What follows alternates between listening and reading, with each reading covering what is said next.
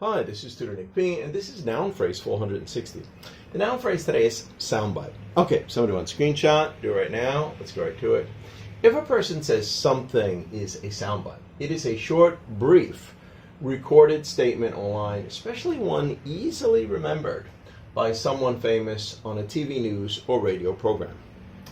The term soundbite was believed to be coined by the media in the late 1970s. They say there was a push by advertisers to try to make TV news more entertaining with slogans or easy to remember phrases. So, the advertiser would be more willing to sponsor the news if they thought it was more entertaining. They figure, well, more people would probably be watching. Thus, the soundbite was born out of this. The media started to look for these types of phrases. They say Ronald Reagan helped to popularize this term because he was very good at coming up with these types of phrases, perfect for sound bites. Okay, let's continue. And we got 4 examples here to show just how it's used. Here's the first one. Here's a popular soundbite used by Reagan when he had the quote, "Mr. Gorbachev, tear down this wall," in regard to the Berlin Wall. And of course, he didn't mean just the wall. He meant all of, the USSR, allow people to be more free and travel outside and, not try to restrict people's freedom so much.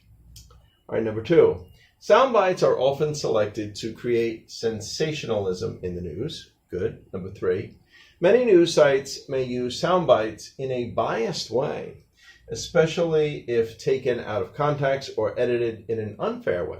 Yeah, unfortunately, news sites do this. If they don't like a certain politician or a certain party, they may try to make them look bad. Sound bites could be used this way. They could be used in a very negative way also. Let's continue. Number 4, campaign managers try to create catchy sound bites to promote politicians. Yeah, so even the campaigner manager, basically, he knows that these work well, so he might try to think up some to, try to make his candidate more popular. Okay, anyway, hope you got it. Hope it's clear. Hope it was very informative. Thank you for your time. Bye-bye.